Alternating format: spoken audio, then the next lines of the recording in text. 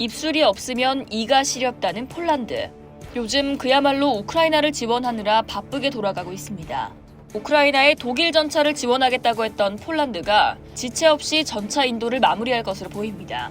기존 14대를 지원하겠다고 밝힌 후 4대를 일단 전달했는데 조만간 남은 10대를 모두 보낼 것이라고 발표한 건데요.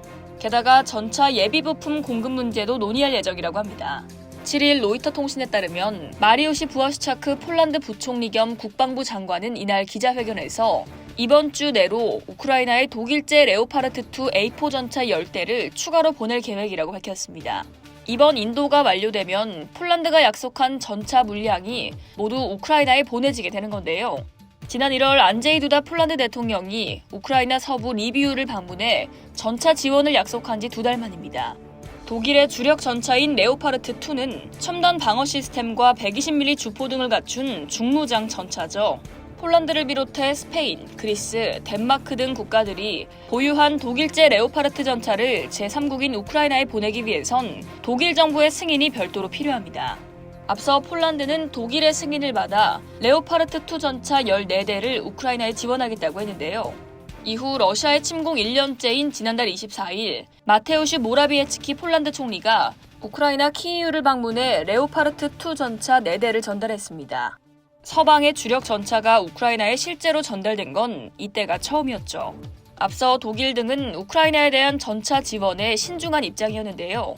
자국 주력 전차 지원으로 러시아 우크라이나 전쟁이 한층 격해지고 길어질 수 있다고 우려했기 때문입니다. 그러나 폴란드가 우크라이나에 대한 전차 지원 필요성을 강조하는 등 전차 지원에 적극적으로 나섰고 이후 미국, 독일, 영국 등 다른 서방 국가도 우크라이나에 전차를 제공하겠다는 계획을 내놨습니다. 폴란드가 자신있게 전차를 지원할 수 있는 배경에는 물론 한국의 재빠른 전차 인도가 있습니다. 지난해 7월 폴란드가 구매한 K2 전차와 K9 자주포가 그해 12월에 폴란드 땅을 밟았습니다.